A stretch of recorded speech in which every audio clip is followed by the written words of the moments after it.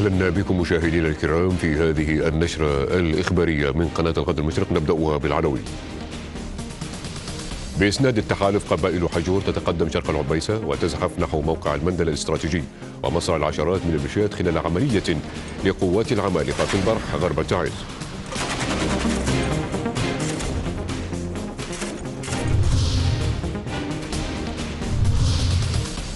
صور حصرية للغد المشرق تظهر تلف مواد إغاثية في صنعاء بسبب سوء التخزين من قبل الميليشيات الحوثية، والحادثة تؤكد عدم مراعاة الإنقلابيين للوضع الإنساني للمواطنين.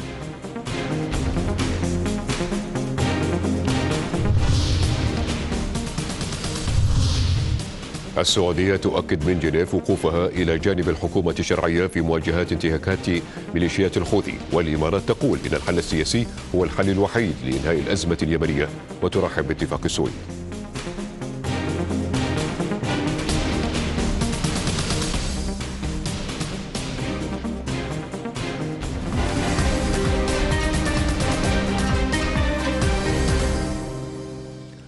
غادر المبعوث الدولي إلى اليمن مارتن جريفيث العاصمة صنعاء متوجها إلى الرياض بعد محاولته إقناع الميليشيات بتنفيذ اتفاق إعادة الانتشار في مدينة الحديدة. وبحسب المصادر فإن قيادات ميليشيات الحوثي وضعت شروطا جديدة لتنفيذ اتفاق السويد أمام جريفيث. وأفادت مصادر في صنعاء أن قيادات ميليشيات الحوثي أكدت رفضها تسليم الحديدة وموانئها. وتعد زيارة المبعوث الأممي هي الثالثة في أقل من شهر والسادسة منذ يناير الماضي. في الملف العسكري أحرزت قبائل حجور بإسناد من التحالف العربي تقدما كبيرا في مديرية كشر وتزحف نحو موقع المندل الاستراتيجي. في الأثناء سقط العشرات في صفوف الميليشيات بين قتيل وجريح في جبهة البرح بمحافظة تعز بعد شن قوات ألوية العمالقة هجوما على مواقع الميليشيات. أحداث متسارعة تشهدها محافظة حجة بين رجال القبائل والميليشيات الحوثية، حيث أسقط أبطال قبائل حجور طائرة مسيرة تابعة لميليشيات الحوثي الانقلابية في الجبهة الجنوبية من مديرية كشر. في غضون ذلك أحرزت القبائل تقدما كبيرا شرق العبيسة بإسناد من طيران التحالف العربي، وتواصل القبائل تقدمها إلى مواقع المندل الاستراتيجي ووادي وجسر مور. إلى ذلك أعلنت قبائل حجور أنها أسرت القيادي في الميليشيات المدعو علي المرتضى وعددا من مرافقيه خلال مواجهة في مديرية كشر. وأوضحت المصادر أن المرتضى هو أحد القيادات البارزة وأحد أعضاء اللجنة المختصة بشؤون التجنيد، وهو من أهم المقربين من القيادي المدعو أبو علي الحاكم رئيس ما يسمى بالاستخبارات العسكرية للميليشيات. وفي محافظة تعز شنت قوات من ألوية العمالقة واللواء 20 عملية عسكرية ناجحة استهدفت مواقع وثكنات عسكرية للميليشيات الحوثية في الجبال المطلة على شمال البرح ووادي رسيان في جبهة البرح غرب المحافظة. وتكبدت الميليشيات الحوثية خسائر فادحة في الأرواح والعتاد. هذا وصدت قوات الجيش الوطني هجوما شنته ميليشيات الحوثي في جبهة مقبنة غرب تعز، ودارت معارك عنيفة بمختلف الأسلحة بين قوات الجيش الوطني وعناصر الميليشيات تركزت في محيط قرية الكدمة عزلة القحيفة، تمكنت خلالها قوات الجيش من إجبار الميليشيات على التراجع والفرار. وفي محافظة صعدة معقل الميليشيات سيطرت قوات الجيش الوطني على سلاسل جبلية استراتيجية بعد معارك عنيفة مع ميليشيات الحوثي الانقلابية المدعومة من إيران. مصدر عسكري أوضح أن الجيش سيطر على سلسلة جبال جشيران الممتدة بطول 20 كيلومتر من كتاف للبقع لتلتحم جبهة البقع وكتاف من عدة محاور. وأكد المصدر أن العمليات العسكرية أسفرت عن سقوط قتلى وجرحى في صفوف الميليشيات واستعادة الجيش لمخازن أسلحة. العميد محمد جواس الخبير العسكري والاستراتيجي قال في نشرة سابقة إن الأهمية الاستراتيجية للمناطق المحررة مؤخرا في صعدة تكمن في إطباق الخناق على الميليشيات. هذه السلسلة الجبلية مهمة جدا، وقد رأينا حتى الميليشيات في هذه الجبهات تستخدم الطائرات المسيرة لعدم قدرتها أو لعدم توفر مقاتلين معها لخوض معارك على الأرض، ولهذا تستخدم هذه الطائرات عن بعد، حتى في باتجاه كتاب، باتجاه البقع، باتجاه باقم، كل هذه المناطق تستخدم هذه الأسلحة بعيد المدى. وهذه المناطق وتقدم الجيش فيها يحفز المقاومة الشعبية في هذه المناطق المكبوتة من قبل هذه الميليشيات. هذا الأمر مهم عسكريا ومهم حتى مجتمعيا. قطع الطرقات ما بين صعدة والبقع هذا أمر مهم جدا. إغلاق المنطقة بشكل عام في وجه هذه الميليشيات هذا أمر مهم.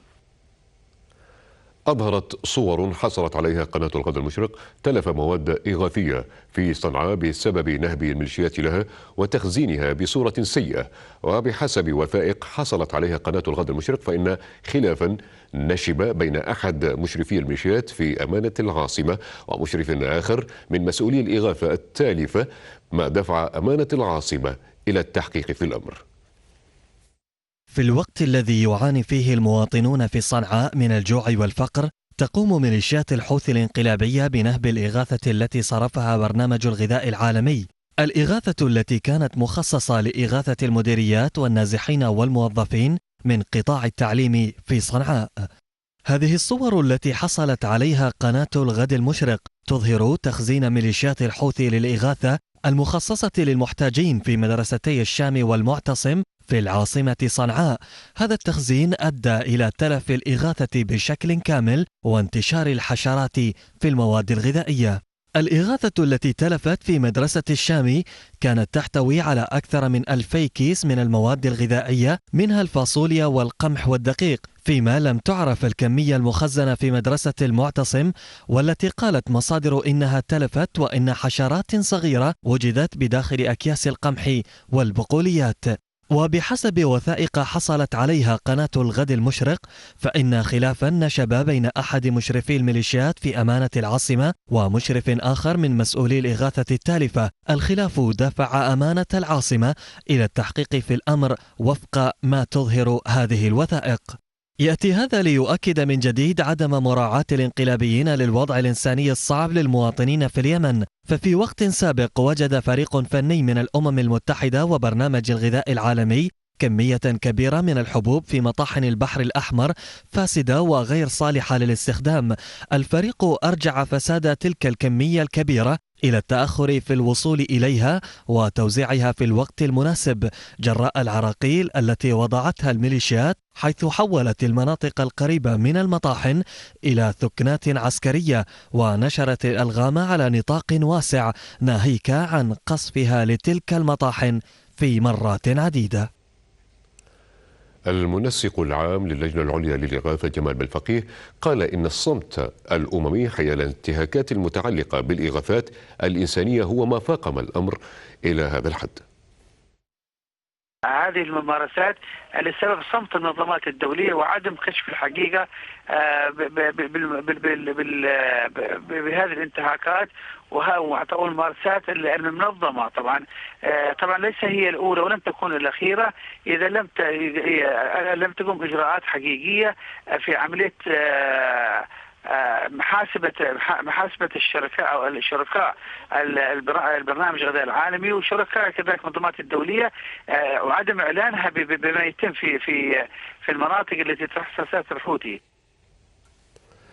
أكد وزير الدولة السعودي للشؤون الخارجية عادل الجبير في كلمة ألقاها أمام الجزء رفيع المستوى للدورة ال40 لمجلس حقوق الإنسان في جنيف أن موقف السعودية ثابت في دعم اليمن ومساندة شعبه وحكومته الشرعية في مواجهة ميليشيات الحوثي. من جهتها أكدت دولة الإمارات أن الحل السياسي هو الحل الوحيد لإنهاء الأزمة اليمنية. في كلمة ألقاها أمام الجزء رفيع المستوى للدورة ال40 لمجلس حقوق الإنسان المنعقدة في جنيف، أكد وزير الدولة السعودي للشؤون الخارجية عادل الجبير أن موقف المملكة العربية السعودية ثابت في دعم اليمن ومساندة شعبه وحكومته الشرعية في مواجهة ميليشيات الحوثي الإرهابية المدعومة من إيران التي تعد السبب الرئيسي للنزاع في اليمن. واستنكر معاليه ممارسات ميليشيات الحوثي لأبشع صور الإرهاب وحصار المدن ومنع دخول الغذاء والدواء ونهب القوافل الإغاثية والتجارية وتجنيد الأطفال. إن موقف المملكة العربية السعودية ثابت من دعم اليمن ومساندة شعبه وحكومته الشرعية في مواجهة ميليشيات الحوثي الإرهابية المدعومة من إيران التي تعد السبب الرئيسي للنزاع في اليمن، ونستنكر ممارساتها لأبشع صور الإرهاب وحصار المدن ومنع دخول الغذاء والدواء ونهب القوافل الإغاثية والتجارية وتجنيد الأطفال واستغلال المدنيين كدروع بشرية وزرع الألغام بشكل عشوائي مما نتج عنه الآلاف الضحايا الأبرياء. من جهته أكد سعادة أحمد عبد الرحمن الجرمن مساعد وزير الخارجية الإماراتي والتعاون الدولي لشؤون حقوق الإنسان والقانون الدولي على أن الحل السياسي هو الحل الوحيد لإنهاء الأزمة اليمنية، وذلك بالاستناد إلى المرجعيات الثلاث المتفق عليها. ورحب الدولة الإمارات بالنتائج الإيجابية للمشاورات السياسية التي جرت بين الأطراف اليمنية في السويد. وفي اليمن تؤكد دولة الإمارات على أن الحل السياسي هو الحل الوحيد لإنهاء الأزمة اليمنية، وذلك بالاستناد إلى المرجعيات الثلاث المتفق عليها والمتمثلة بالمبادرة الخليجية وآلية التنفيذية ومخرجات الحوار الوطني وقرار مجلس الأمن 22/16. وفي هذا السياق رحبت بلادي بالنتائج الإيجابية للمشاورات السياسية التي جرت بين الأطراف اليمنية في السويد. هذا ودعت المملكة العربية السعودية ودولة الإمارات المجتمع الدولي لوضع حد للانتهاكات الإيرانية لحقوق الإنسان والتدخل في الشؤون الداخلية لدول المنطقة وإثارة النزاعات الطائفية من خلال دعم الأحزاب والميليشيات الإرهابية. النشرة مستمرة وتتابعون فيها بعد فاصل قصير. جهود متواصلة لإعادة النور لسكان سوق قطرة من قبل مؤسسة الشيخ خليفة للأعمال الإنسانية.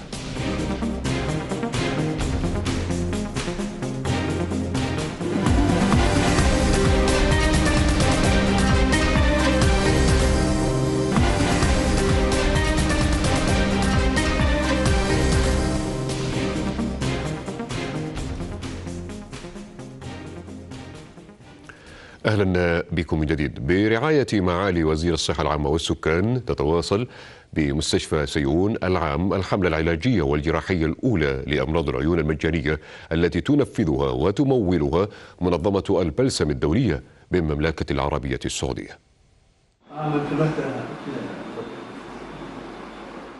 امتداد لما تقدمه مملكة الإنسانية، تنفذ منظمة البلسم الدولية الحملة العلاجية الجديدة الأولى من نوعها في حضرموت الوادي لجراحة ومعاينة مرضى العيون بمستشفى سيئون العام. فرحتنا عارمة في رؤية البسمة على وجوه المرضى بعد إجراء العملية لإنهاء معاناتهم من عمليات أو تكدس الماء الأبيض في العين. عملية إبصارهم كانت فرحة للجميع بعد الإجراء العملية ولله الحمد. سيستمر إن شاء الله لمدة أسبوع. العدد المقرر للعمليات هو مقرر 65، لكن بسبب كثرة وازدحام المرضى سيتم مضاعفة هذا العدد إلى من 120 إلى 150 إن شاء الله. العدد كذلك المقرر للمعاينة تم تجاوزه بشكل كبير، كان مقرر 500 حالة معاينة، تجاوزنا الرقم إلى 700. الحمد لله أن قدمت هذه الخدمة من الأشقاء في المملكة العربية السعودية.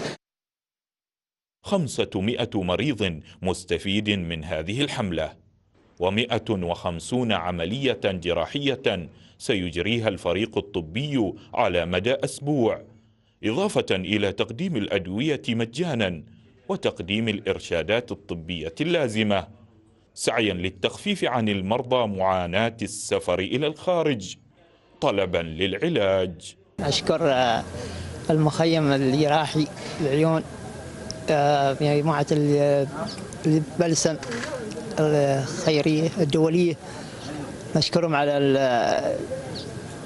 على هذه العملية، ما كلفت أي شيء مع الظروف الصعبة.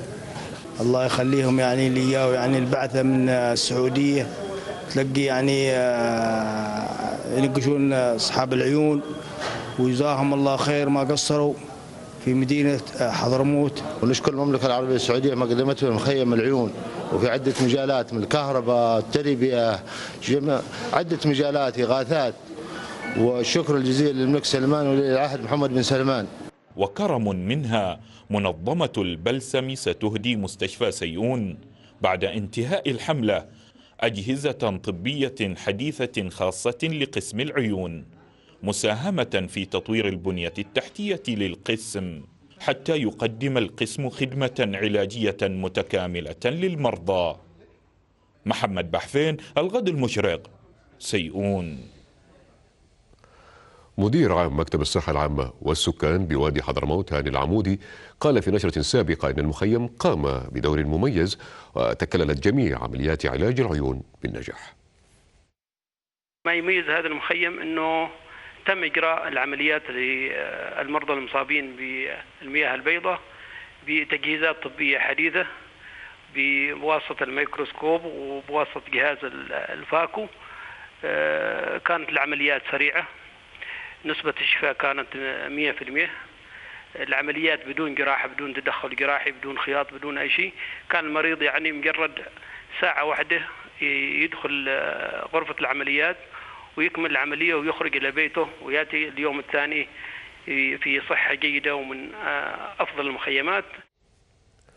تواصل دولة الإمارات تقديم الدعم والمساندة لقطاع الكهرباء في أرخبيل سقطرى ضمن الجهود الإنسانية المبذولة من أجل تحسين الخدمات الأساسية المرتبطة بحياة المواطنين. وتبنت مؤسسة خليفة إنشاء عدة محطات كهربائية وشمسية واستبدلت الشبكة الهوائية بشبكة أرضية دعما للمواطن السقطري. بعد أن كان أهالي سقطرى يعيشون 4 ساعات من يومهم في عصر الكهرباء و20 ساعة في عصر ما قبل الكهرباء، جاءت مؤسسة الشيخ خليفة للأعمال الإنسانية وانتشلت الأرخبيل من الوضع الذي كان يعيشه المواطن، حيث باتت الكهرباء وبعد جهود الأشقاء تعمل على مدار 24 ساعة. فتم إنشاء محطتين في العاصمة حديبو، وجاءت على مرحلتين، الأولى في مركز المدينة والثانية في حلاف بقدرة 6 ميجا واط و3 ميجا واط للطاقة الشمسية. تم إنشاء محطتين في منطقة حديبو كمرحلتين، المرحلة الأولى في مركز المدينة والمرحلة الثانية في منطقة حولف. هذه المحطة بقدرة 6 ميجا واط وبالإضافة إلى 3 ميجا واط طاقة شمسية.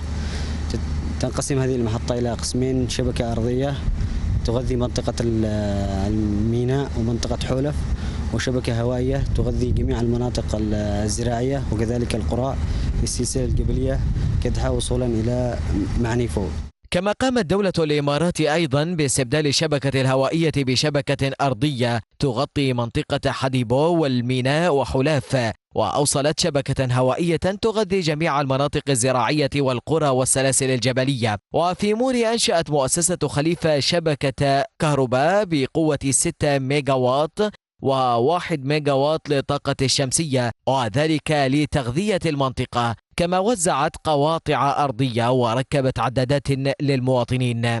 تم إنشاء عدة محطات كهربائية وشبكات أرضية في عدة مناطق من محافظة أرخبيل سقطرى، منها شبكة موري بقدرة 6 ميجا واط وقدرة 1 ميجا واط طاقة شمسية. هذه المحطة الآن جاهزة تماما. تم إنشاء المحطة ومد كابلات أرضية ومحولات وقواطع كهربائية. أما في قلنسية فيجري العمل حاليا على إنجاز محطة بقدرة 6 ميجا واط و1 ميجا واط للطاقة الشمسية، وتم إنجاز 60% منها علاوة على إنشاء محطة كهرباء في منطقة علامة. كل هذه الجهود تصب في مصلحة المواطن السقطري وإعانته في حياته اليومية، وذلك بعد تهميش للأرخبيل طال لسنوات. تم العثور على نوع من السلاحف العملاقة التي كان يعتقد أنها انقرضت منذ قرن من الزمن في أرخبيل غالاباغوس الأكوادوري. ورصدت أنثى السلحفاة البالغة خلال مهمة نظمها متنزه غالاباغوس الوطني ومنظمة أمريكية بالتعاون مع مؤسسة أنيمال بلانيت.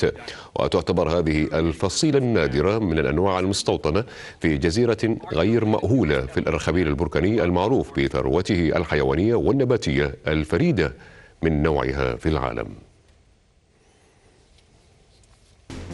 نهاية النشرة، إلى العناوين. بإسناد التحالف قبائل حجور تتقدم شرق العبيسة وتزحف نحو موقع المندل الاستراتيجي ومصرع العشرات من الميليشيات خلال عملية لقوات العمالقة في البرح غرب تعز.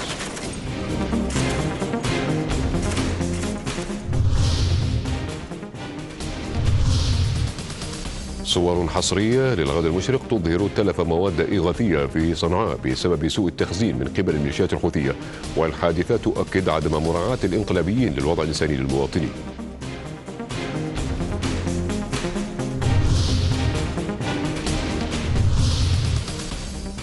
والسعودية تؤكد من جنيف وقوفها إلى جانب الحكومة الشرعية في مواجهة انتهاكات ميليشيات الحوثي، والإمارات تقول إن الحل السياسي هو الحل الوحيد لإنهاء الأزمة اليمنية وترحب باتفاق السويد.